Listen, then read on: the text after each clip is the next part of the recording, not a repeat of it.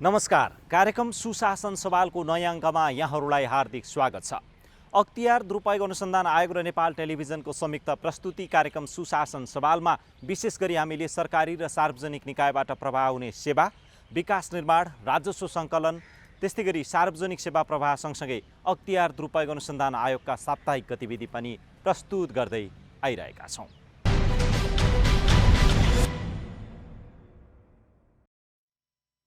विभिन्न कार्यालयबाट अख्तियार दुरुपयोग अनुसन्धान आयोगमा सरुवा भएर आउनुभएका कर्मचारीहरूलाई आयोगबारे जानकारी दिन प्रशिक्षण कार्यक्रम सुरु भएको छ। प्रशिक्षण कार्यक्रमको उद्घाटन समारोहमा आयोगका सचिव त्वयम राय, महाशाखा प्रमुखहरू, कर्मचारी एवं सहभागीहरूको उपस्थिति रहेको थियो। सुशासन प्रवर्धन र भ्रष्टाचार नियन्त्रणमा आफ्नो संवैधानिक जिम्मेवारी र अधिकारलाई केन्द्रित गर्दै अगाडि बढेको आयोगले आयोगमा सरुवा भएर आउने सबै कर्मचारीहरूलाई आयोगको कार्य प्रकृतिका बारेमा जानकारी दिने गरेको छ।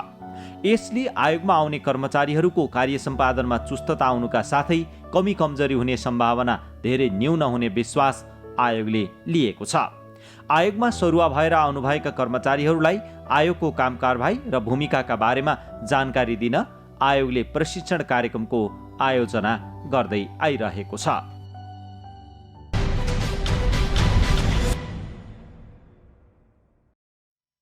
अख्तियार दुरुपयोग अनुसन्धान आयोगले मिति 2077 साल चैत्र 31 गते भूमि सुधार तथा मालपोत कार्यालय कञ्चनपुरका मालपोत अधिकृत लोकराज जोशी उप बिगो 24,000 कायम गरी घुस रिश्वत लिई भ्रष्टाचार गरेको सम्बन्धी आरोप पत्र दायर गरेको छ।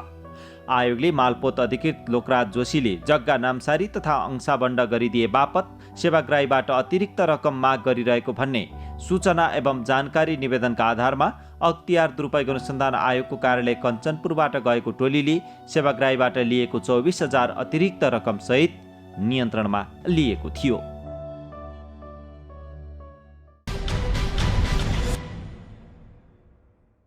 दर्शकबिन, अख्तियार दुरुपयोग अनुसन्धान आयोगले कोभिडका बावजुद पनि आफ्नो कामलाई निरन्तरता दिएको छ। कोरोना कालमा पनि अख्तियार दुरुपयोग अनुसन्धान आयोगले उजुरी दर्तादेखि त्यसको विस्तृत छानबिन र मुद्दा दायरसम्मको कामलाई निरन्तर जारी राखेको छ। यसै सन्दर्भमा आज हामीले अख्तियार दुरुपयोग अनुसन्धान आयोगले पछिल्लो 2 चौमासिकमा कसरी आफ्नो कामलाई अगाडि बढायो र सुशासन प्रवर्धन र भ्रष्टाचार नियन्त्रणका काममा कसरी आफू अगाडि बढ्यो र यो सँगसँगै विभिन्न निकायसँगको समन्वय र सहकार्यमा के कस्ता कामहरू अगाडि बढाइरहेको छ र बढाउँदैछ भन्ने विषयवस्तु आजको कार्यक्रममा समावेश गर्न गइरहेका छौँ। अब प्रस्तुत छ सोही सामग्री। अख्तियार दुरुपयोग अनुसन्धान आयोगले पछिल्लो 2 चौमासिकमा 9,000 उजुरी थप भएको र 100वटा मुद्दा दायर गरेको बताएको छ। कोरोनाका कारण कुनै न कुनै रूपमा प्रभावित बनेको आयोगको कामलाई स्वास्थ्य सुरक्षाका सम्पूर्ण मापदण्ड अपनाउँदै अगाडि बढाएकै कारण आयोगले भ्रष्टाचार नियन्त्रण र सुशासन प्रवर्धनमा उल्लेखनीय काम गर्न सकेको बताएको छ। उजुरी आउने क्रममा कुनै कमी नरहेको बताएको आयोगले 46% उजुरी फर्स्यौट गरेको बताएको छ। आयोगले संवैधानिक अधिकार र जिम्मेवारी अनुरूप काम गर्दै गइरहेको छ। आयोगमा लामो समयदेखि रिक्त पदाधिकारीहरूको नियुक्ति यसै बीचमा हुँदा आयोगले आफ्ना कामहरूलाई थप तीव्रता दिँदै अगाडि बढाउने परिपाटीलाई चुस्त दुरुस्त बनाउँदै जान सहयोग पुगेको बताएको छ। आयोगले गर्दै आएका कामहरूलाई व्यवस्थित र परिष्कृत बनाउँदै लैजान आवश्यक काम गरेको आयोगले आफ्नो उपलब्धिलाई अझै बढाउने गरी काम गर्ने बताएको छ। अख्तियार दुरुपयोग अनुसन्धान आयोगले गर्ने अनुसन्धान छानबिनका कुराहरू अथवा स्थलगत रूपमा हामीले चाहिँ गएर हेर्नुपर्ने कुराहरू केही प्रभावित भएको अवस्था थियो सुरुको चौमासिकमा। त्यसपछि दोस्रो चौमासिकमा जाँदाखेरि हामीले कोभिडको असर पनि अलिकति कम भएको अवस्था थियो र चाहिँ हामीले काम र गतिविधिहरूलाई पनि अलिकति सक्रिय बढाएका थियौँ। फेरि अहिले अब तत्कालको अवस्था हेर्दाखेरि चाहिँ फेरि कोभिडले चाहिँ अलिकति सन्तासको अवस्था फैलिरहेको अवस्था छ। त्यस बिचमा पनि आयोगमा उजुरी आउने क्रम अथवा चाहिँ उजुरीको हिसाबले हेर्ने हो भनेदेखि चाहिँ उजुरी आउने क्रम चाहिँ बढिरहेकै अवस्था छ। जस्तै चालु यो वर्षको यो फागुन मसान्तसम्म अथवा 2 चौमासिकसम्मको हेर्ने हो भने करिब चाहिँ झन्नै 9,000 जति उजुरीहरू चाहिँ थप भएको अवस्था छ। र विगत वर्षकै उजुरीहरू हाम्रो 8,200 उजुरी चाहिँ जिम्मेवारी सर रहेका थियो। त्यो गर्दाखेरि झन्डै 18,000 उजुरीहरू चाहिँ पुगेको अवस्था छ। चालु वर्षमा हामीले ह्यान्डल गर्नुपर्ने उजुरीहरूको हेर्दाखेरि त्यसमा चाहिँ फर्सेटको हिसाबले हेर्ने हो भने करिब 8,400 भन्दा बढी उजुरीहरू चाहिँ यो फागुन मसान्तसम्ममै फर्सेट भइसकेको थियो। त्यो हेर्दाखेरि प्रतिशतको हिसाबले चाहिँ झन्डै 46.75% त्यति उजुरीहरू चाहिँ फर्सेट भएको अवस्था थियो। र अब मुद्दातर्फ हेर्ने हो भने चाहिँ यो चैत मसान्तसम्मको मुद्दाको तथ्याङ्क हेर्दाखेरि करिब 100वटा जति मुद्दा चाहिँ हामीले विशेष अदालतमा दायर गरिसकेको अवस्था छ, जसमा प्रतिवादी सङ्ख्या चाहिँ 416 जना प्रतिवादी हुनुहुन्छ। त्यस्तै यो रङ्गयात कारबाहीतर्फ हेर्ने हो भने 61वटा रङ्गयात कारबाही भएका छन् चैत मसान्तसम्ममा, र चाहिँ झन्डै 49 जना भन्दा बढी व्यक्तिहरू चाहिँ त्यसबाट चाहिँ अब हामीले पक्राउ परेर कारबाही अथवा अनुसन्धान र कारबाहीको अवस्थामा चाहिँ पुगेको अवस्था छ। यो उजुरीको हिसाबले हामीले यसरी भन्न सक्ने अवस्था भयो। आयोगले नयाँ नेतृत्व पनि पाएको अवस्था छ, नयाँ नेतृत्व आइसक्नु भएको अवस्था छ र उहाँहरूको निर्देशन बमोजिम आयोगले नयाँ हिसाबले अथवा अझ चाहिँ नयाँ सिराबाट अब आयोगलाई कसरी चाहिँ भ्रष्टाचार नियन्त्रण र सुशासनको दिशामा नेतृत्वदायी भूमिका दिन सकिन्छ र समाजमा अथवा मुलुकमा चाहिँ सुशासन र को अवस्थालाई प्रवर्धन गर्दै भ्रष्टाचार नियन्त्रण कसरी गर्न सकिन्छ भन्ने सम्बन्धमा हामीले केही कुराहरू चाहिँ हामीले सोचेको अवस्था छ, आयोगले सोचेको अवस्था छ। र त्यसमा मुख्य रूपमा भएको भनेको चाहिँ आयोगले आफ्ना गतिविधिहरू सञ्चालन गर्दै जाँदाखेरि भ्रष्टाचार नियन्त्रणका लागि आफ्ना कदमहरू चाल्दै गर्दा आफ्नो कार्यालयको अथवा चाहिँ आयोगको आफ्नै कार्यविधि, आन्तरिक कार्यविधिहरू, आन्तरिक मापदण्डहरूमा पनि समसामयिक रूपमा सुधार गर्दै जानुपर्छ र अनुसन्धानका पद्धतिहरू, विधिहरूमा पनि चाहिँ समसामयिक रूपमा सुधार गर्दै जानुपर्छ।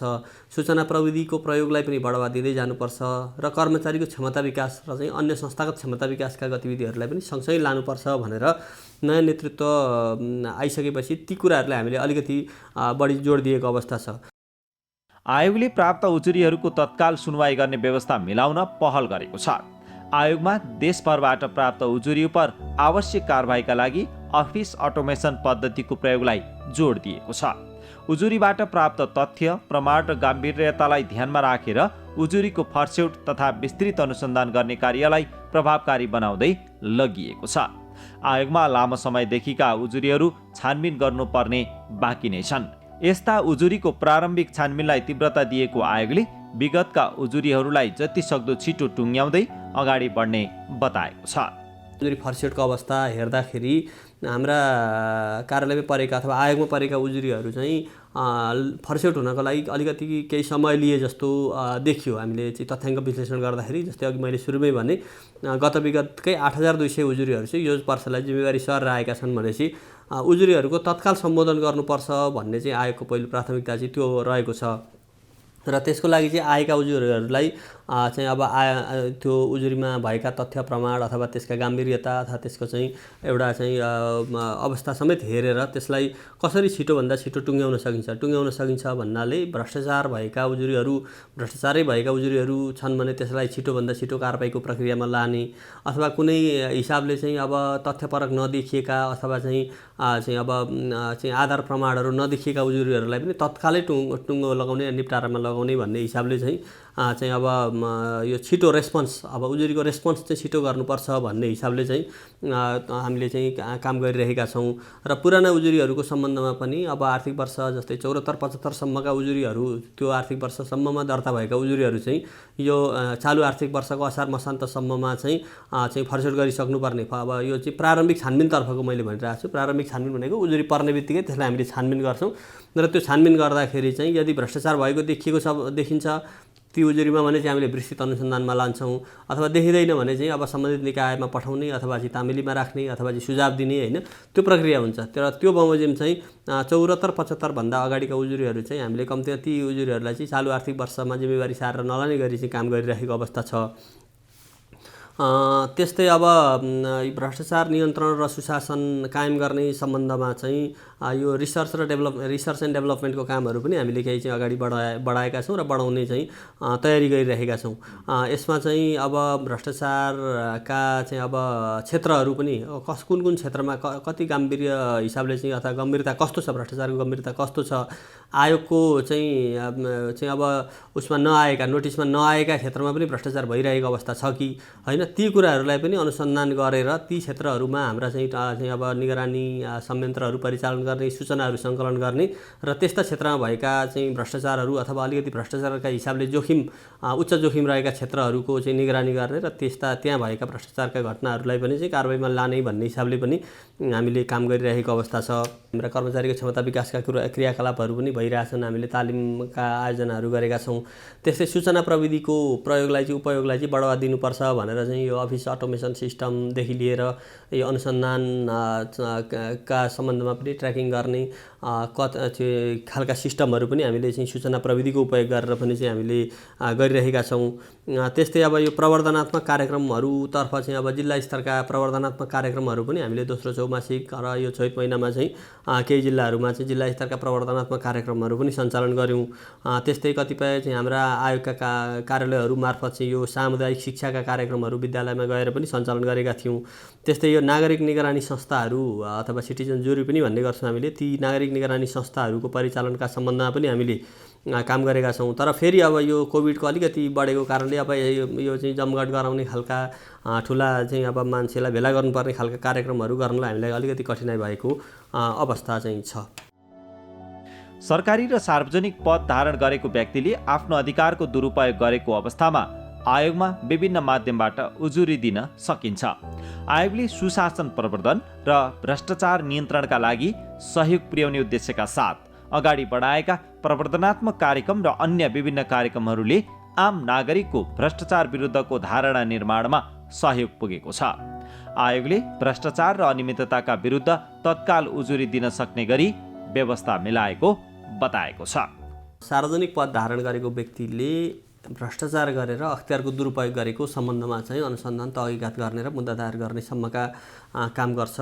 भ्रष्टाचारको विषयमा मात्रै हामीले चाहिँ हेर्ने भएकाले अब अहिले आएका केही उजुरीहरू चाहिँ कतिपय साबिकमा आयोगले गर्दै आएका अनुचित कार्यसँग सम्बन्धित उजुरीहरू पनि आइरहेको अवस्था छ र त्यस्ता उजुरीहरू आयो भने हामीले चाहिँ सम्बन्धित निकायमै पठाइरहेको अवस्था, सम्बन्धित निकायहरूमा आवश्यक कारबाहीको लागि भनेर लेखेर पठाउने पनि गरिन्छ र भ्रष्टाचारका घटनाहरू चाहिँ जुन हिसाबले चाहिँ भइरहेको तर चाहिँ हाम्रो आयोगमा नआएको अवस्था छ भने उजुरी गर्नको लागि चाहिँ हामीले विभिन्न माध्यमहरूको चाहिँ व्यवस्था गरेका छौँ।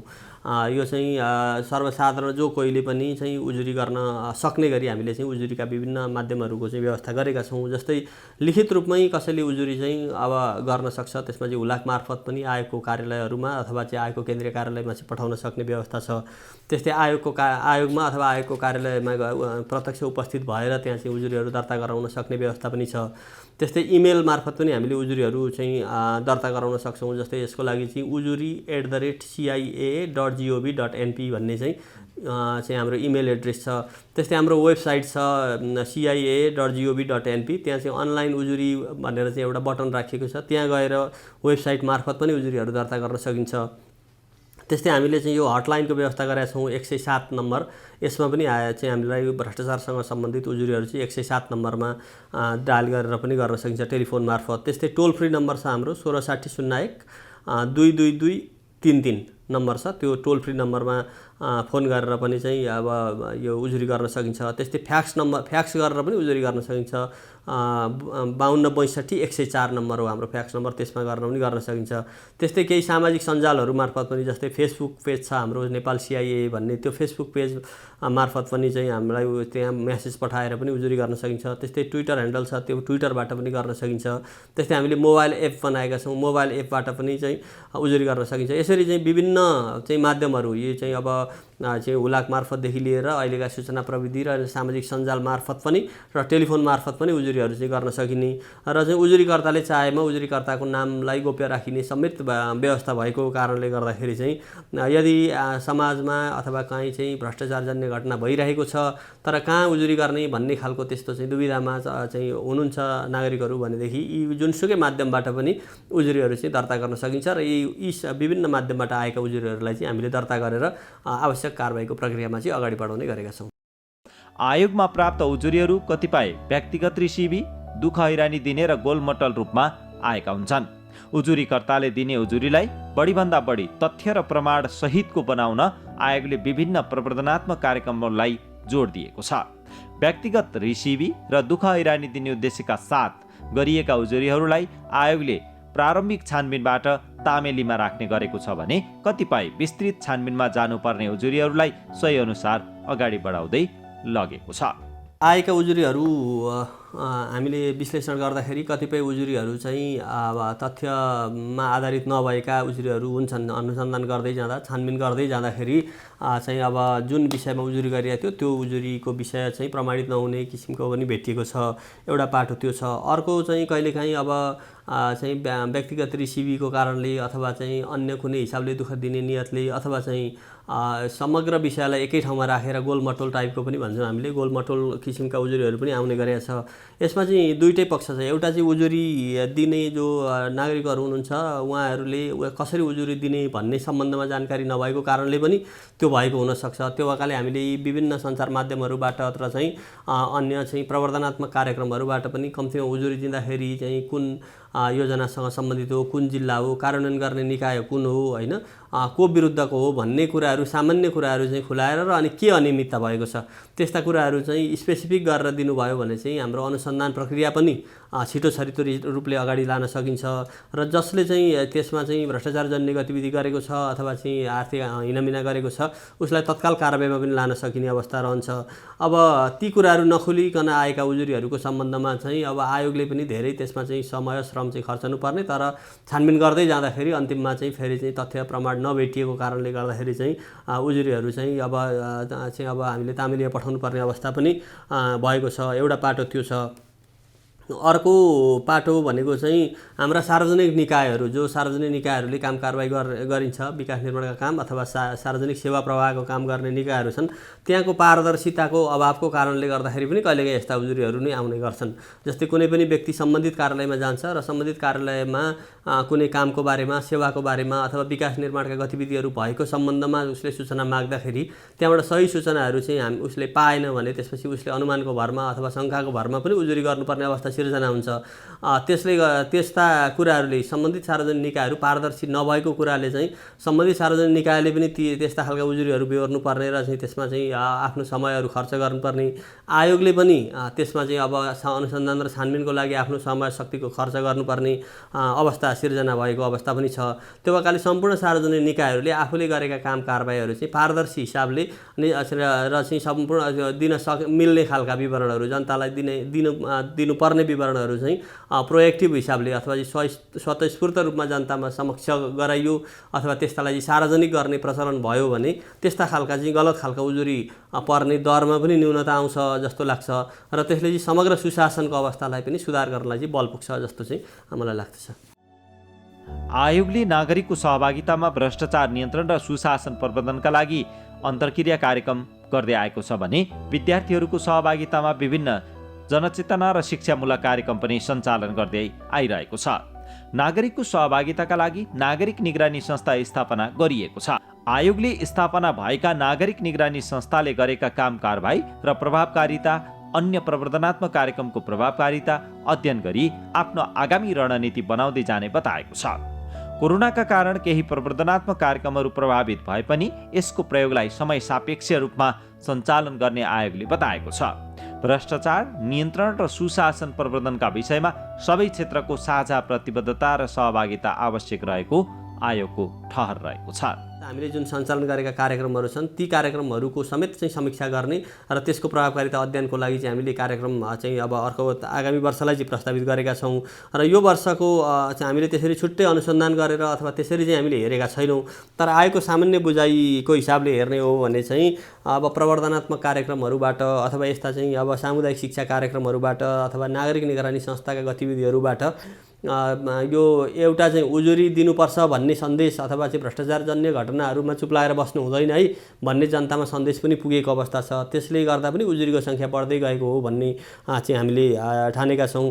र अर्को भनेको चाहिँ भ्रष्टाचार गर्नु हुँदैन, भ्रष्टाचार भयो भने कारबाही हुन्छ भनेर चाहिँ सम्बन्धित निकायहरूमा पनि त्यो चाहिँ एउटा चाहिँ सचेतना चाहिँ विस्तार भएको छ भन्ने नै आएको ठम्ब्याइ छ। तर यस्ता प्रवर्धनात्मक कार्यक्रमहरूलाई हामीले सघन रूपमा अलिकति बृहत रूपमा धेरै चाहिँ हामीले लान सकिरहेको अवस्था पनि छैन यो चालु आर्थिक वर्षमा चाहिँ कोभिडको कारणले पनि।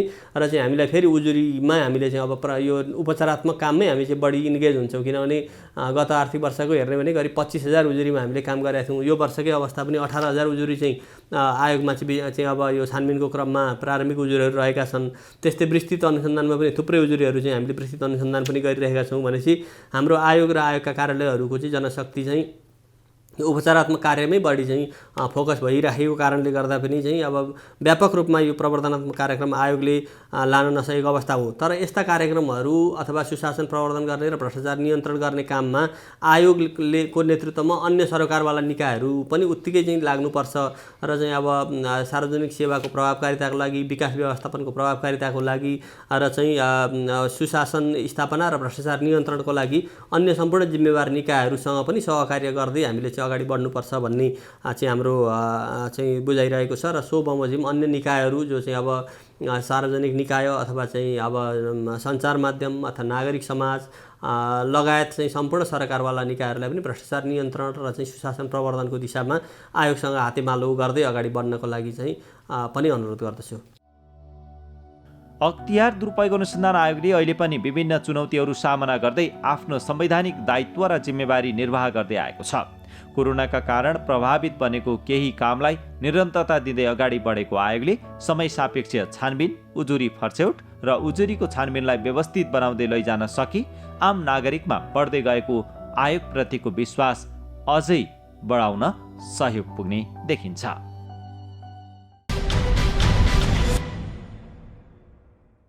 दर्शकबिन, भ्रष्टाचार, अनियमितता र ढिलासुस्ती तपाईँ हामी सबैको साझा समस्याका रूपमा रहेको छ। यसका विरुद्ध तपाईँ हामी सबैले आवाज उठायौँ भने साँच्चीकै सुशासनयुक्त सेवा र गुणस्तरीय विकास निर्माणमा सहयोग पुग्नेछ। कहीँ कतै भ्रष्टाचार भएको देखियो र पाइयो भने त्यसका विरुद्ध तपाईँ हामी सबैले आवाज उठाउँ, सुशासनयुक्त समाज र सेवा प्रवाहमा सहयोग पुर्याउँ। अख्तियार दुरुपयोग अनुसन्धान आयोगको कामलाई अझै प्रभावकारी रूपमा अगाडि बढाउन तपाईँ हामी सबैको साथ सहयोग उत्तिकै आवश्यक छ र साथ सहयोग पनि प्रदान गर्दै अगाडि बढौँ। हवस् त, आजका लागि कार्यक्रम सुशासन सवालका लागि छुट्याइएको समय सकिसकेको छ। तपाईँ यो कार्यक्रम नेपाल टेलिभिजनको वेबसाइट www.ntv.org.np, त्यस्तै गरेर मोबाइल एप्स, अख्तियार दुरुपयोग अनुसन्धान आयोगको फेसबुक पेज, युट्युब च्यानल र वेबसाइटमा पनि हेर्न सक्नुहुन्छ भन्दै अर्को सातासम्मका लागि हामी सबैलाई बिदा दिनुहोस्। नमस्कार।